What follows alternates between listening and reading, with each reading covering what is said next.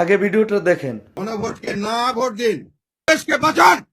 যেখানে পুরো বাংলাদেশের মানুষ চাচ্ছে গণভোটে যেন হা ভোট জয়যুক্ত হয়, সেখানে আপনি জিএম কাদের সাহেব বলতেছেন যে গণভোটে যদি হা ভোট জয়যুক্ত হয় তাহলে নাকি দেশ ধ্বংস হয়ে যাবে। তাহলে আমি মনে করি যে হা ভোট দিলে কি হবে এবং না ভোট দিলে কি হবে সেটা বোঝার মতো ক্ষমতা আপনার নাই। আর যদিও থাকে তাহলে সেটা শুধুমাত্র আপনার ব্যক্তিগত স্বার্থের কারণে আপনার না ভোটের পক্ষে। দেখেন, এদেশের মানুষ এখন আর আবাল জাতি না যে আপনি বলবেন না ভোটে ভোট দেওয়ার জন্য আর মানুষ যাইয়া ঝুঁকা ফেলে সেই না ভোটে ভোট দিব, এরকম আবাল আর এখন নাই। এদেশের 18 কোটি মানুষ জানে তাকে কোথায় ভোট দিতে হবে। আপনি বললেন না হা ভোট দিলে দেশ ধ্বংস হয়ে যাবে, আমি মনে করি না ভোট দিলে দেশ ধ্বংস হয়ে যাবে।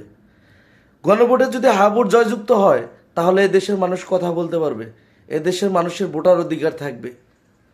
মিনিমাম এটুকু বোঝার মতো এবিলিটি আপনার থাকা দরকার।